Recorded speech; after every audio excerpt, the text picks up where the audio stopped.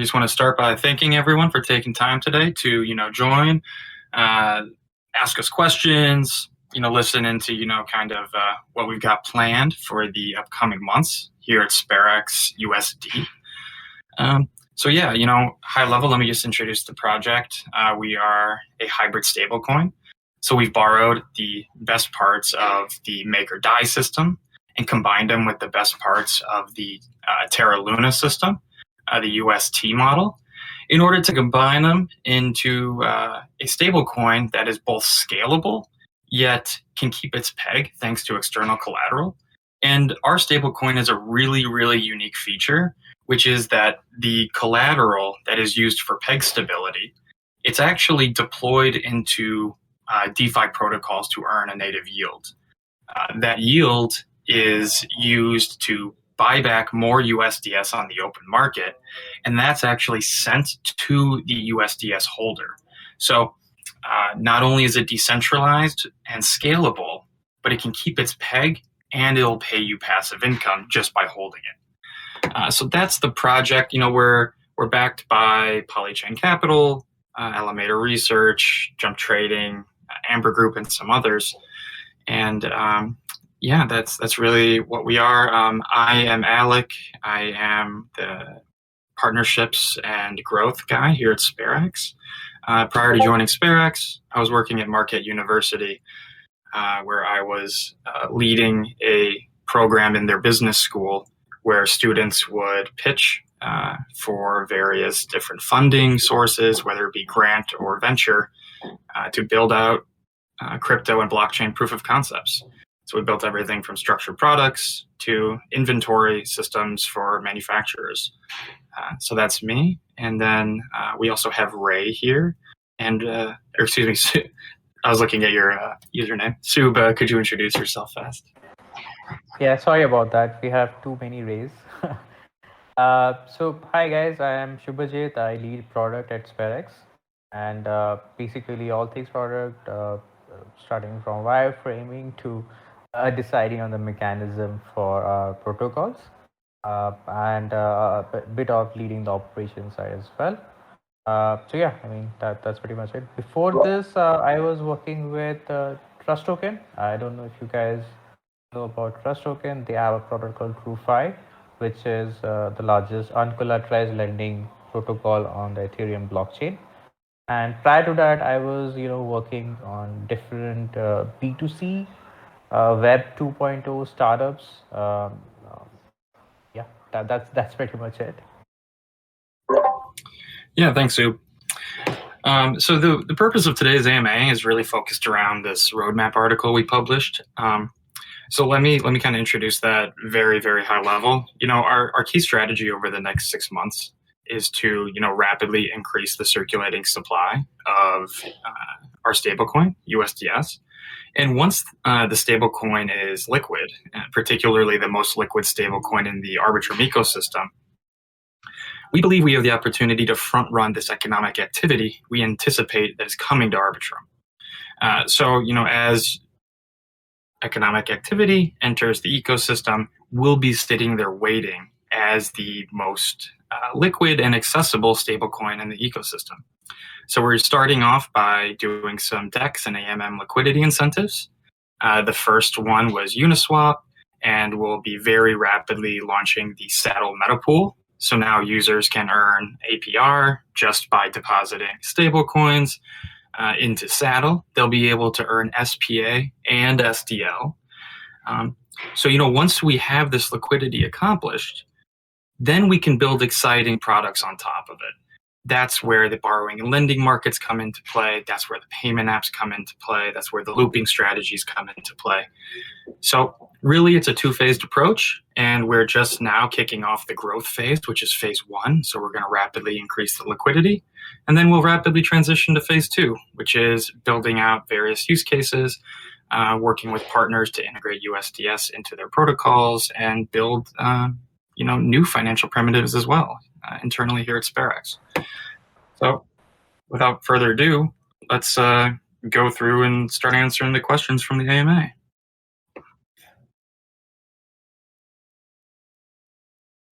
And if you guys want, roadmap document that I'm referencing, we published it yesterday. So go check out that article on Medium. I also tweeted it.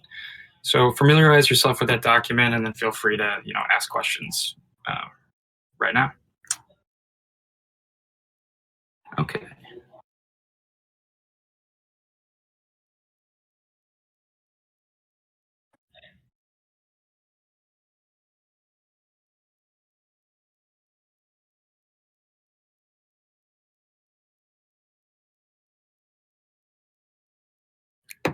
All right, so the first one, what do you think will be the impact on SPA USDS of potential US regulation of crypto and US pegged coins? And will US regulation affect or influence the rest of the world? So obviously this is a question that I can't know the answer to. I can't tell the future. But I know that I can answer it to, what Sperax is doing to position ourselves to be resistant to such, legislature. And what that looks like is, managing our DAO and our protocol completely on chain according to token vote. So I can't know what the US regulations will be or how they will affect or influence the rest of the world. But as a non-US user, at the end of this question, I don't think you should be incredibly worried about US regulation, but from a Sperax DAO standpoint, our objective is to, burn all keys associated with governance, allow for just the DAO to manage the protocol completely on chain. Sub, do you have anything to add to that?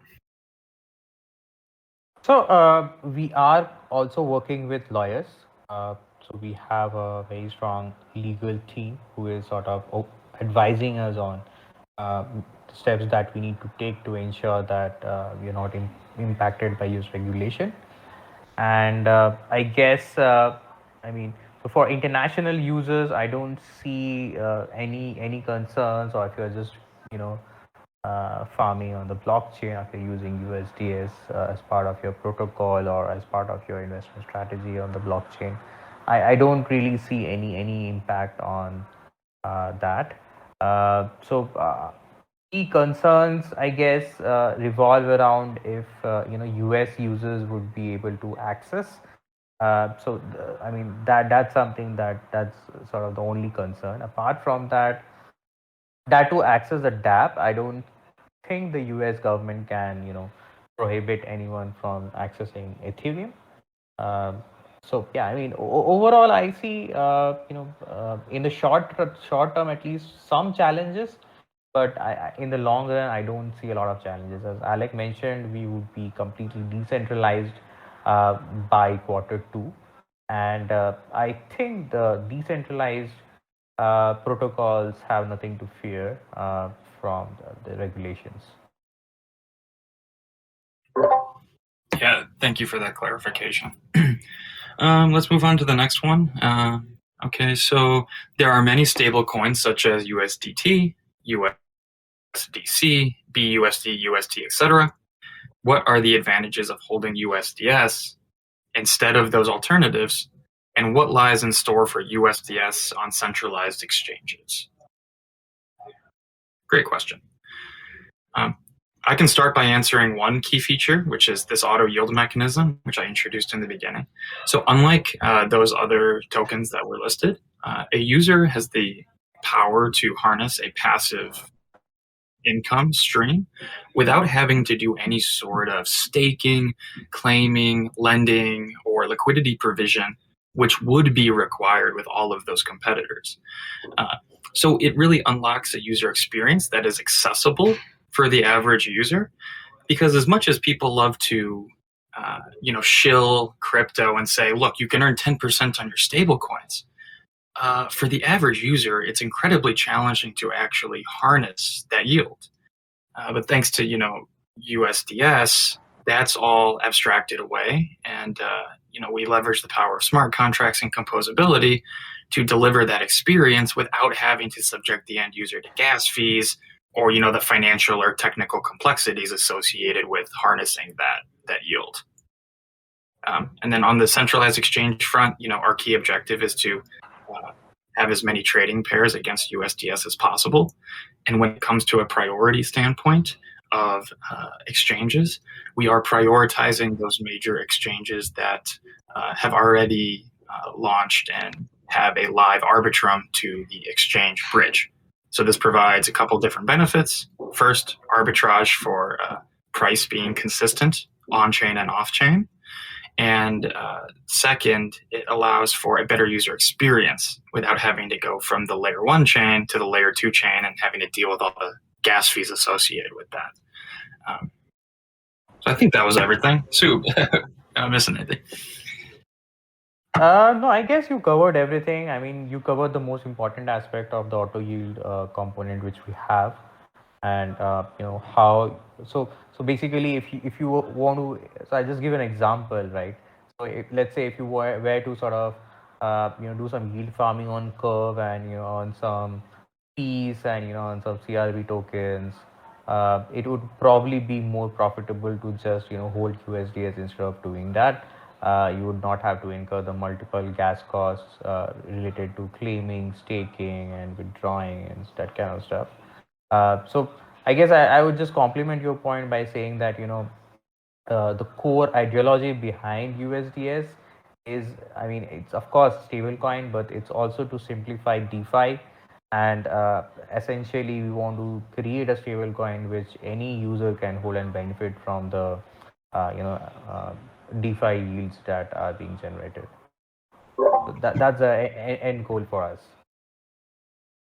Yes, thank you. Okay, so Sub, this next one is going to be for you as well. So the question is pertaining to decentralization and admin keys.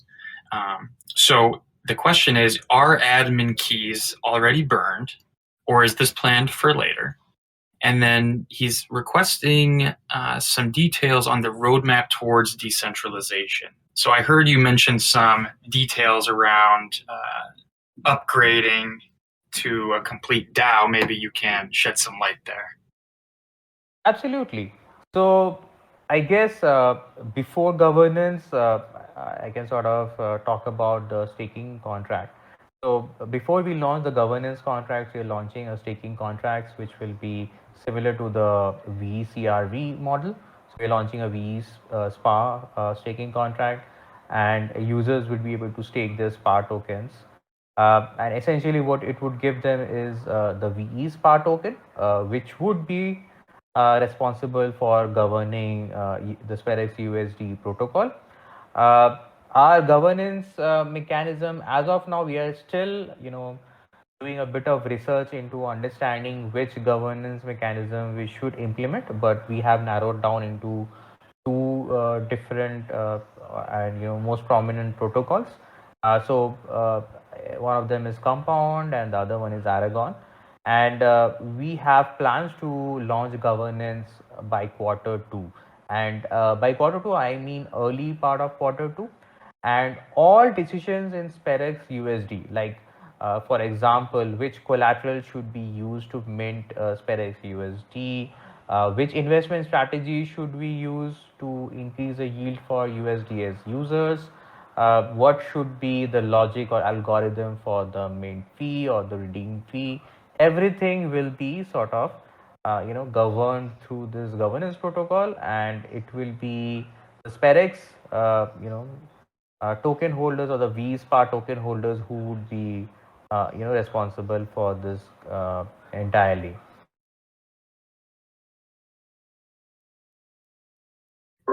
Yeah. Yep.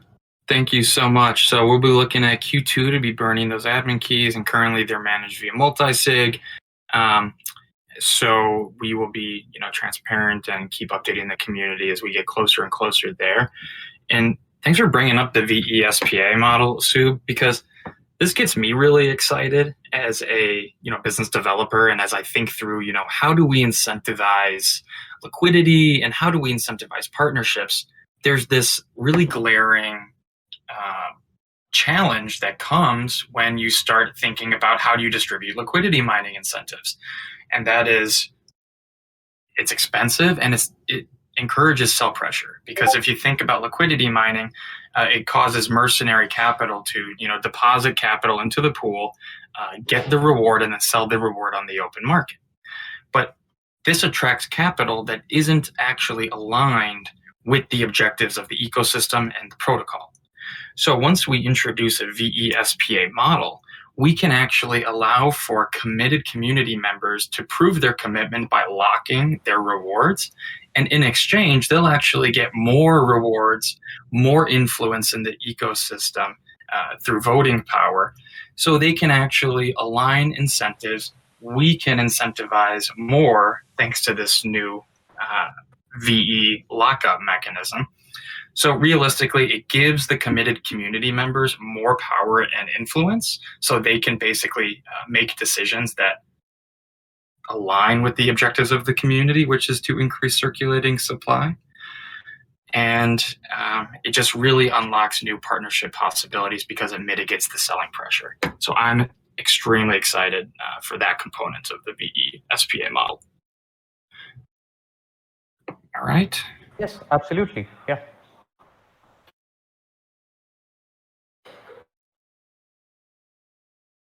Okay, I'm going on to the next question. All right, so this is a question about the blockchain, BDLS blockchain. Let me just kind of set some context for that. So this blockchain is actually, it's built. We actually ran a test net program, and we had over 700 stakers that were participating in this. But as this question states, there are many different smart contract blockchains out on the market today. So we didn't feel comfortable, attempting to compete in that landscape. But now what we have is an amazing asset that we can deploy when the right use case presents itself. So today, our key objective is to radically increase utility, test out many different use cases with partners, and then the ones that are working quite well and we observe product market fit, we'll double and triple down on. Eventually, we'll even build a blockchain specific or an application specific chain and ecosystem for the product that has the most product market fit. So in summary, that BDLS blockchain, it works today. We don't have the actual validators running it. It's not live, it's not incentivized, but it is in our back pocket. It's a major asset that we have to launch a modular blockchain in the future. And this is the exact same approach that Compound is using with their Compound chain, which is a modular application-specific chain for the Compound protocol. So in the future, that will be the use case for the blockchain. But in the short term, we're hyper-focused on the stablecoin, ensuring peg stability and ensuring rapid growth of the treasury for the stablecoin.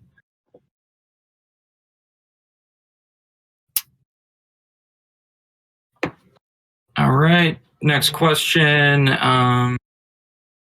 Okay, Bullish Banana Andrew, love the name. I would love to hear more about what the team envisions Sperax will become. So, Sue, feel free to jump in anywhere, but what we are is an infrastructure solution. So we don't need to be consumer facing. We just need to be the most liquid and the most accessible, and we think we'll win.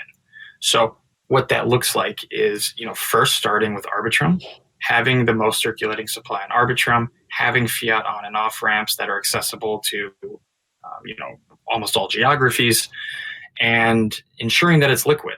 At that point, we can go cross-chain and we can mimic the products that have the most product market fit on other alternative major layer ones.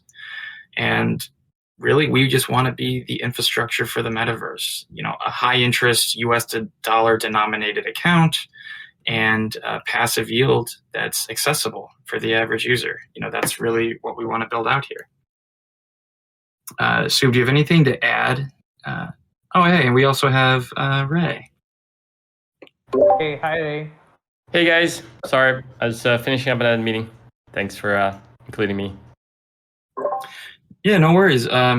We gave like a 30-second intro in the beginning, Ray. Would you be willing to introduce yourself, your role, and 30-second background? Absolutely, happy to do that. I'm Ray. I'm CTO, just joined Sperax at the beginning of this year. I'd worked before doing other since I think about October, yes. But in the official capacity as CTO, so I'm really excited about this project. And my background is I've had 25 years of experience in the software industry, working for large companies, medium size, and lots of startups. I've worked on probably around 11 or 13 startups. I stopped counting after 11.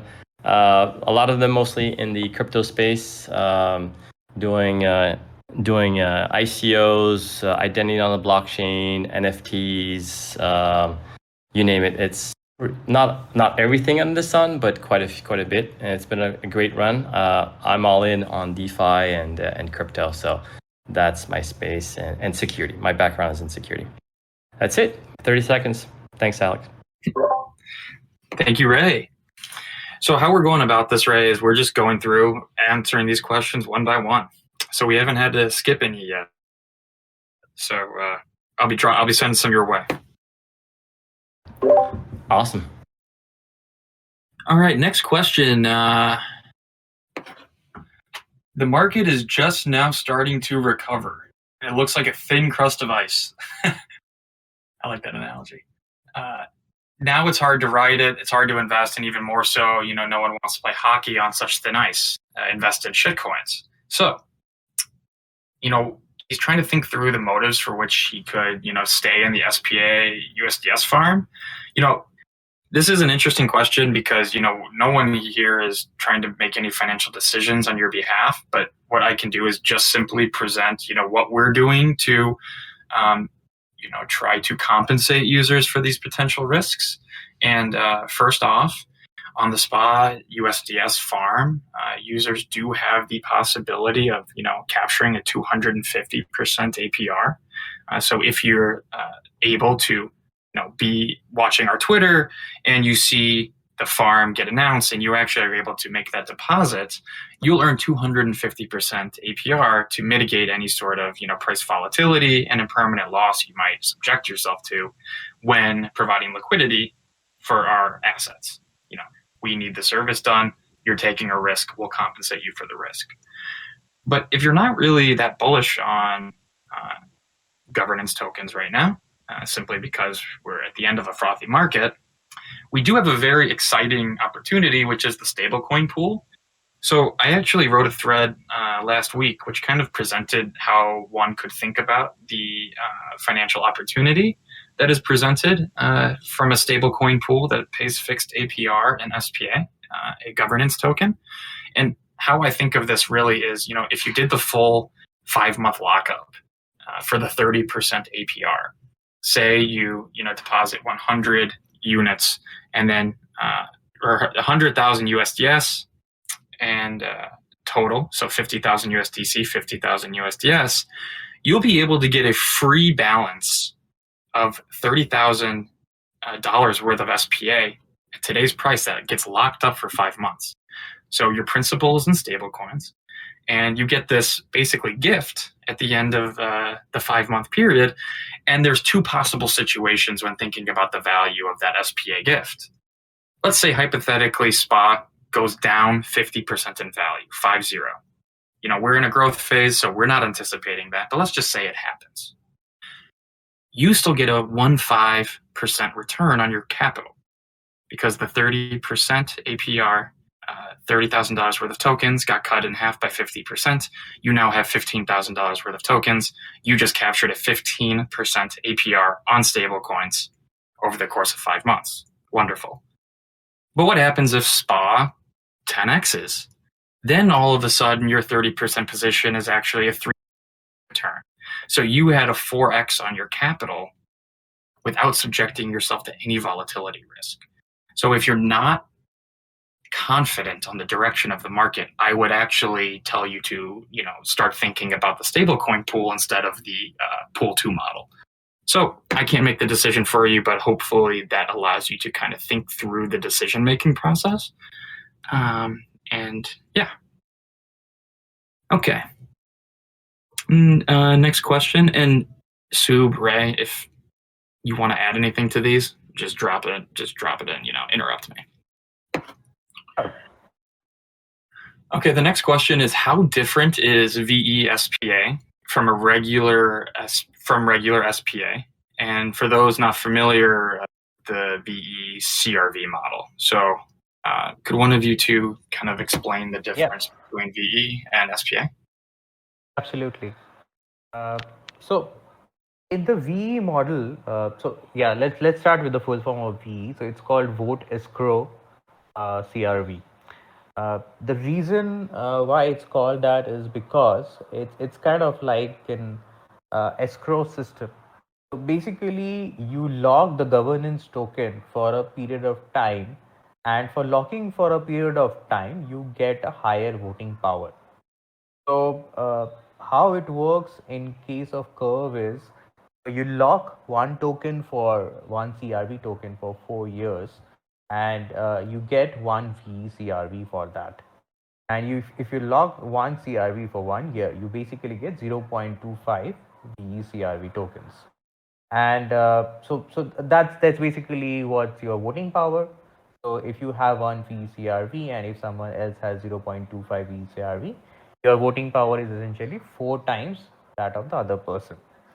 And your voting power gradually decays over time.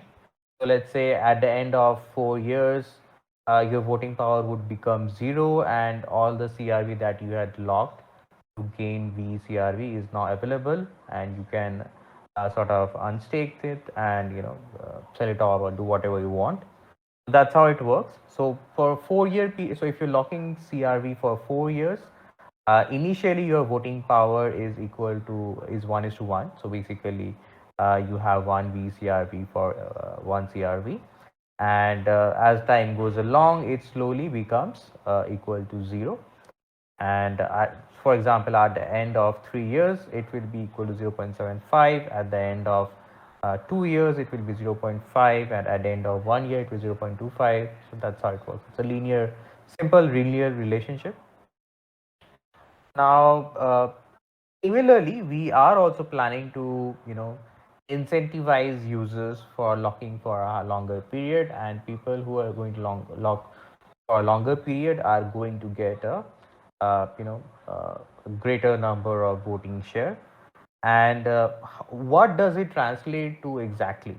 Now, if you have a higher voting power, you can influence the decisions and influence the liquidity mining incentives. You can influence the decisions to work in your behalf. You would get the higher the VSPA you would get a higher share of the fees that is generated by the pool. The pool generates significant amount of mint and redeem fees. So all of the fees would go to the VSPA token holders.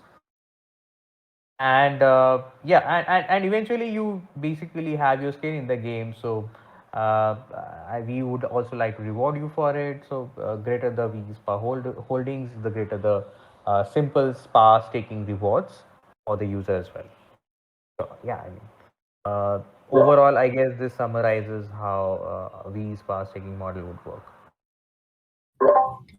Awesome, thank you. And there was a second part of that question, which was, is there a way that you could say that this is beneficial for SPA or for early adopters of SPA or USDS? How could one think of that?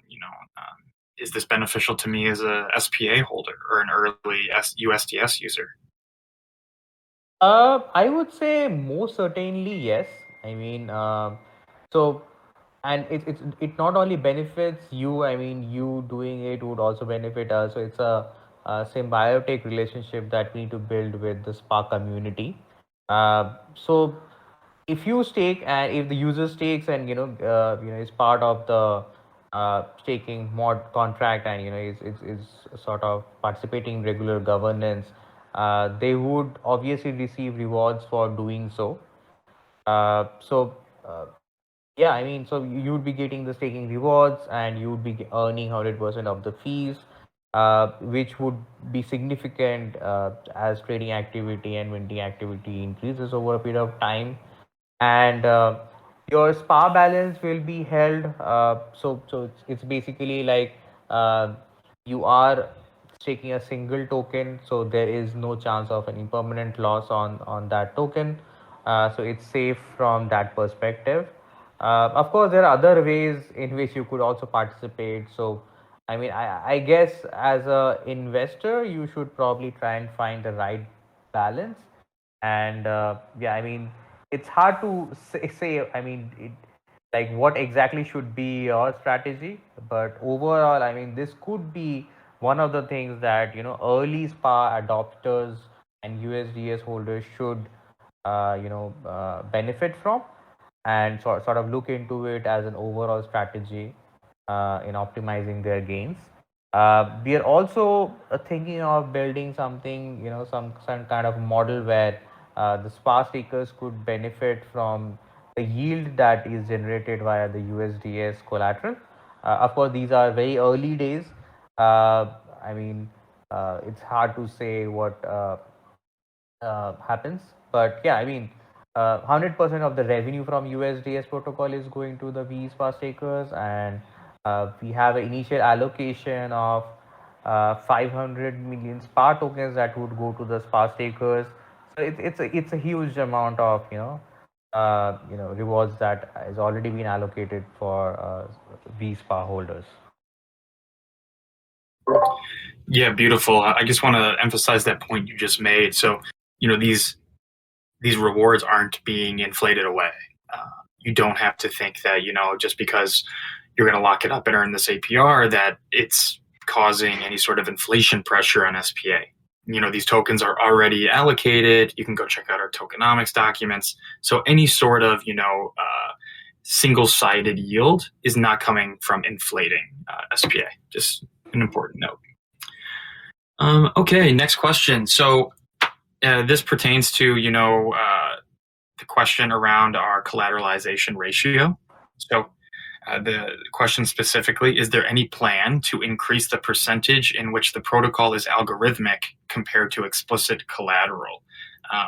So the Terra Luna is 100% collateralized by Luna, where ours currently is 95% stablecoin, 5% SPA. So 95% explicit, 5% algorithm.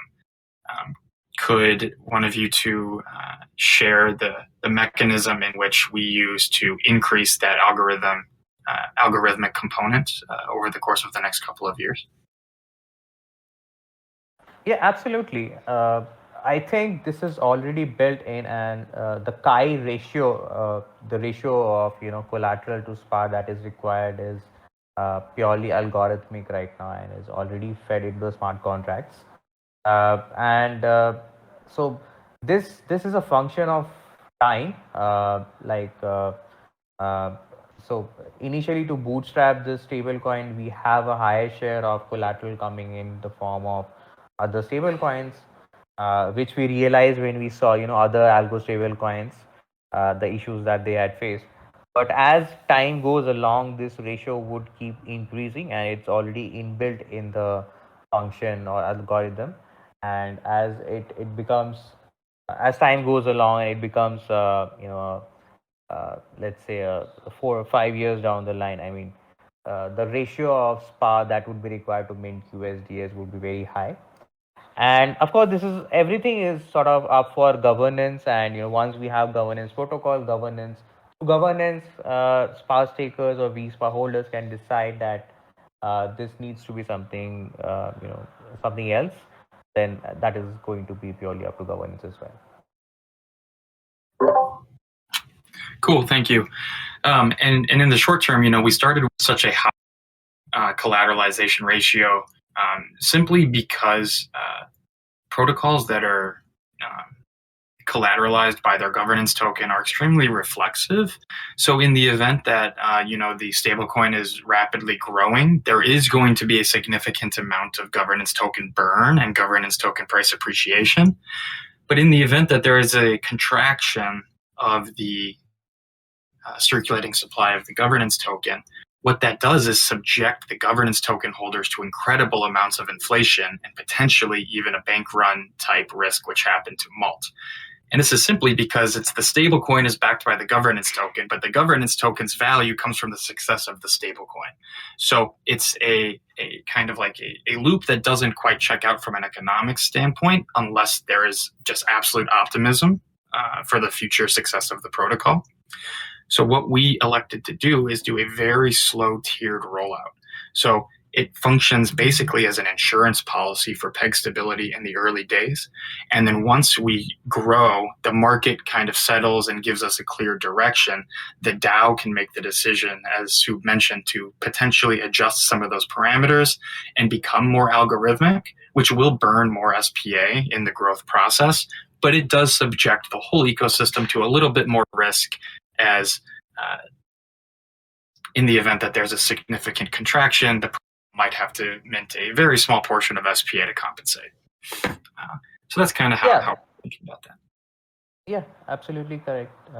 And by that time, our token will also have matured and would have proven a lot of, proven itself to a lot of users. The sparse circulating supply will be higher. It would have good trading volumes. And, once we have those sorted out, then it would totally make sense to have a higher share of, SPA percentage in the Chi ratio or while minting USDs. Great. So the next question is from HazerMax9, and he came from it looks like he came from the Luna community, and he's asking questions around what are the kind of the aspects that are comparable to Terra and might be different. So first off, let me answer the question of, we already briefly touched on it, but Terra is 100% collateralized by the governance token Luna, which is great when the protocol is rapidly expanding and growing. But, potentially there comes peg stability concerns in the event of a contraction. So we're trying to mitigate that risk by starting with a very small portion of algorithm and expanding over time. So that's the primary difference from Terra at an architecture level or a mechanism design level. In addition, the explicit collateral that we do have, we deploy it into yield-bearing strategies. So our stablecoin is natively interest-bearing instead of having to deposit it into something like Anchor. The next question is, will SPA be a sort of governance token in the ecosystem? I think we've talked a lot about that. Absolutely, it will be. Why did we select Arbitram as the main blockchain? That was quite simple. We needed a blockchain that was cheap from a transactions fee standpoint, but there obviously comes trade-offs when you start investigating higher throughput, lower economic cost blockchains. And most of the time what you're sacrificing is security. So we had to kind of walk this line of, we need cheap transaction fees for a better user experience from a stablecoin perspective. We need cheap transaction fees for peg stability when it comes to arbitraging the stablecoin against our protocol. And in light of two of those, we didn't want to sacrifice any economic guarantees or any sort of security guarantees in the process of seeking cheaper transaction fees. So as we began to investigate alternative layer ones, as well as optimistic rollups and zero knowledge rollups, we really settled on this on Arbitram because it borrows the economic guarantees from the layer one Ethereum, but it also delivers a cheaper transaction fee experience for both arbitragers and end users. So we look forward greatly to them decentralizing their sequencer and then actually, being a decentralized project on top of decentralized infrastructure. And we really, are just aligned with the Ethereum or the Arbitrum ecosystem there.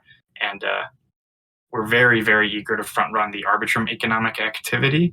But, USDS will be natively multi-chain and have liquidity and presence on all major alternative layer one ecosystems throughout the metaverse.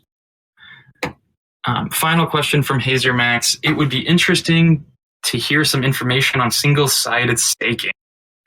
Any alpha? And we do have a little bit of alpha. So we're going to announce it later this week on Twitter. But single-sided farming is actually coming on Monday. So this Monday, you'll be able to deposit SPA you'll be able to earn up to 12% APR. And there will be an initial $1 million SPA budget, and that will be refilled once that budget is exhausted. So it's a little bit of alpha for y'all today. On Monday, on Thursday or Friday, we'll make the announcement, but you all know first. Single-sided farming is coming on Monday. Okay, here's a question for you gentlemen. How would a hack on the DeFi protocols where the collateral is deployed, and so in our case, Curve, how would that affect the stability of USDS's peg? And is there any sort of insurance on this peg?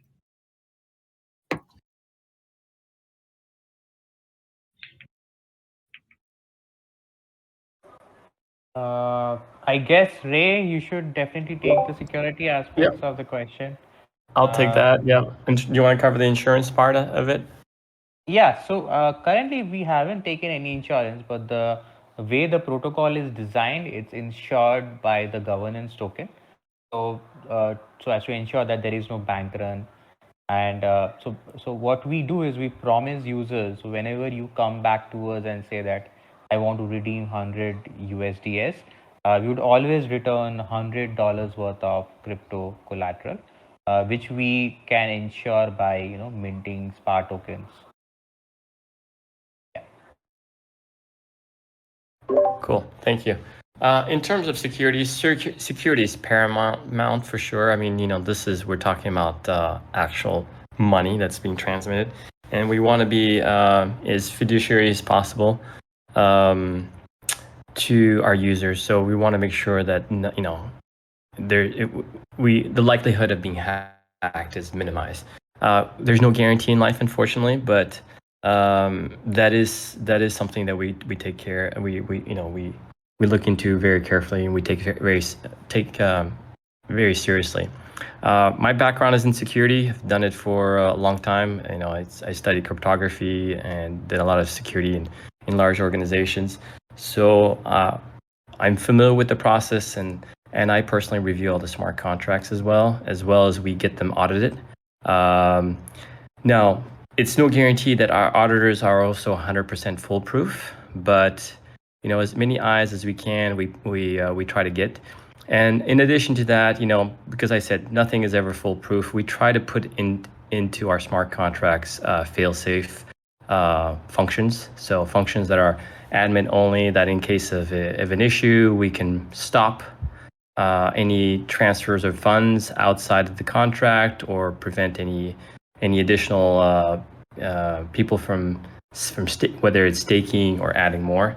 So we try to put in as many safeguards as possible. So it's a three-prong approach, right? So we do our own testing. We do a lot of code coverage. So we try to reach 80 to 90% code coverage as much as possible.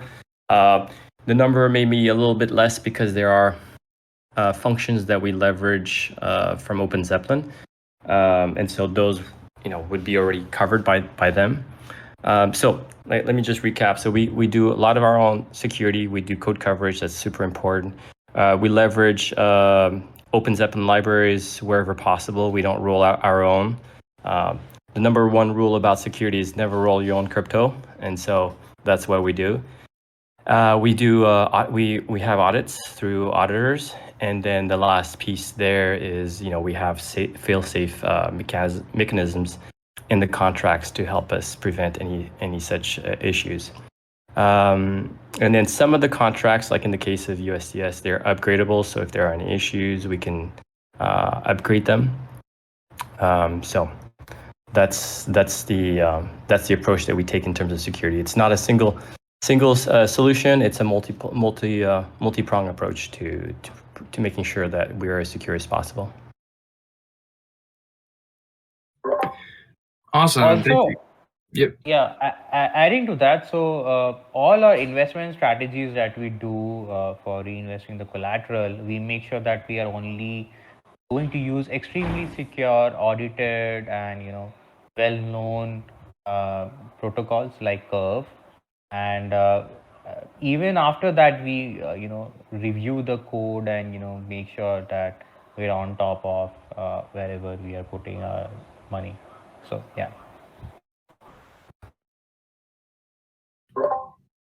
Cool. Thanks, guys. Okay, moving on. And we're almost at the end here.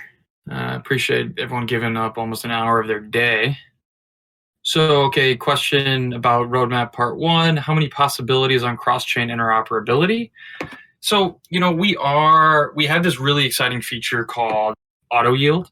But then once you start building such a mechanism across chains, inter-blockchain communication becomes a little bit of a challenge. And, we're excited about bridges, but, after the wormhole incident, we're taking a very risk-averse approach here. What we're looking for is not to be like a stable coin that 100x's in circulating supply overnight, because it subjects everyone to a lot of risk.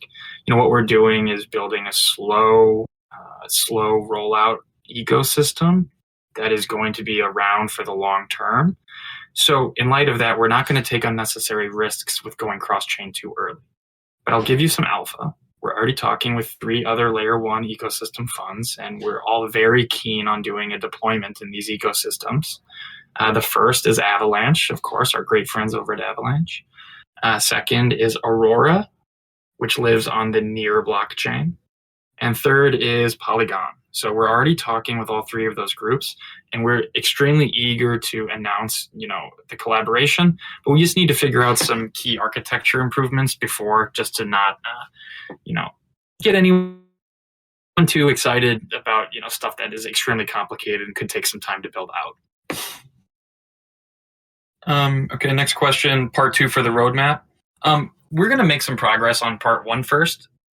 There's a lot of stuff that needs to be built. And then once we see what's working exceptionally well, and what we mean by that is observing product market fit. And how do you observe product market fit? We love using the metric of unincentivized liquidity. Who's using our assets without us paying them to use it? Then we'll double and triple down on those use cases.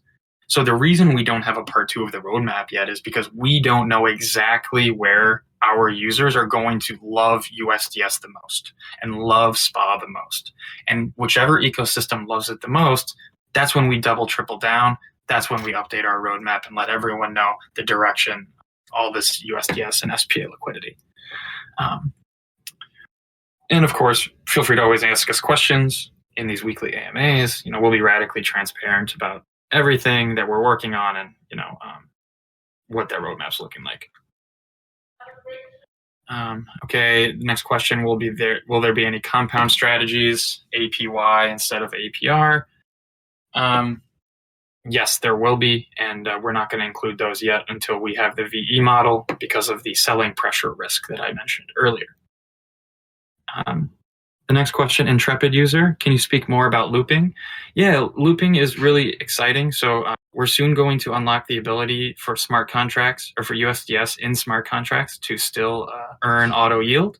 So a looping strategy that we're very keen on is to partner with Vesta or with Fei. We're already in talks with both. And what that would look like is list USDS as collateral, take out a loan at 0% interest in VST or in Fei, and then swap that product for more USDS. And then effectively what that does is a looping strategy and unlocks the ability for one user to take out stablecoin leverage. So they could earn a higher APR and the same amount of principal deposited into the protocol.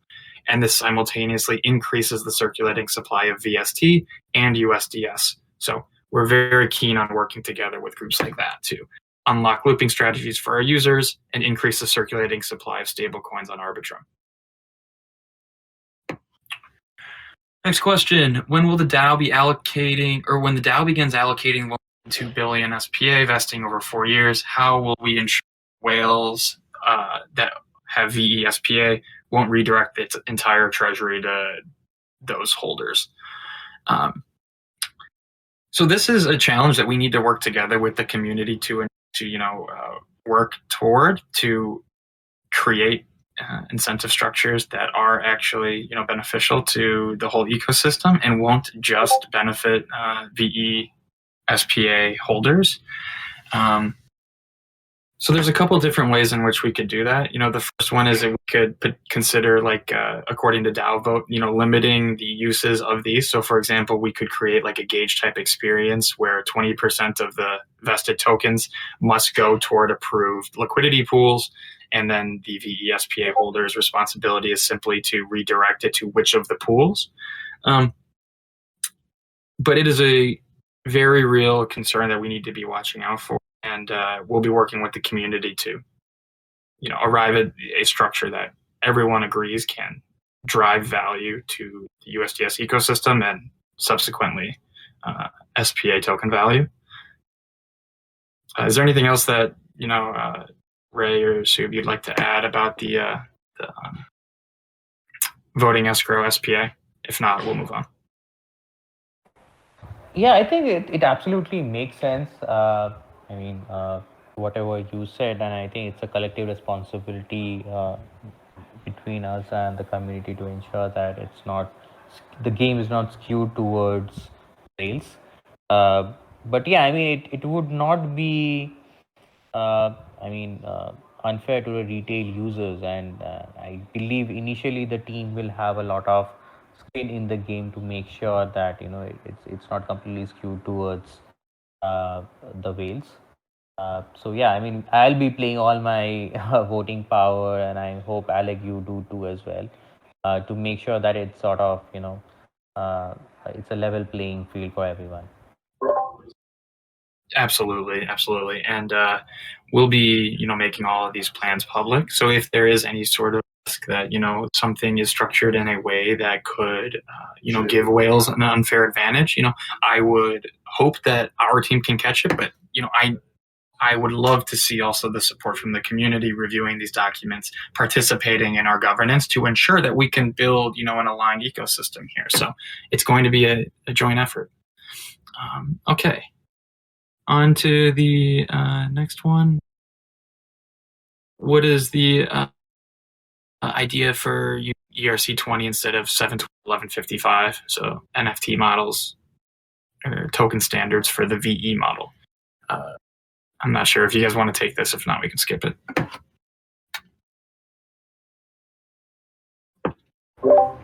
Let's skip it. Okay. All right, I think that's all of the questions. Would anyone from the audience like to come up, drop a new question in the chat? Any other questions?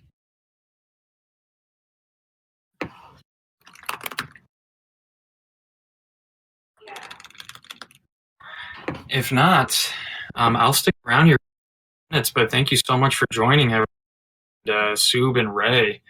Thank you so much for giving an hour of your day to come chat with the community. And community members, thank you so much for supporting. We can't thank you enough, and we look forward to working with you to build out an amazing stablecoin ecosystem starting on Arbitram.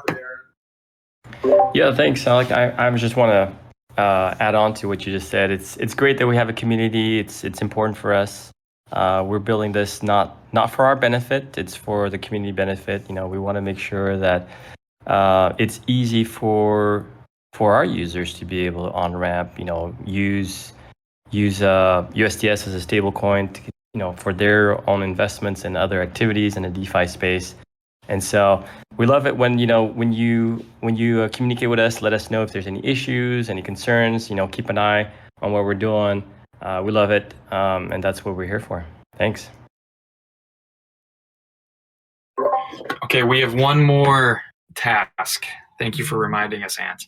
So we need to pick 3 of our favorite questions for the SPA award. Who wants to go first? Do we get to vote? Is that how it works? Yes, sir. So go through the questions. If you're, if you can go through the channel on your phone, AMA questions, and then we'll each pick one, and those will be the recipients of a SPA prize.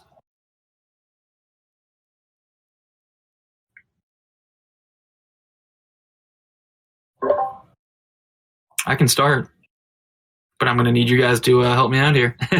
So the first one I'm going to pick from Intrepid User, because I am a finance nerd and I love the idea of 0% loans to put assets to work. So I'm personally extremely eager to build out and test out the looping strategies. So thank you for that question.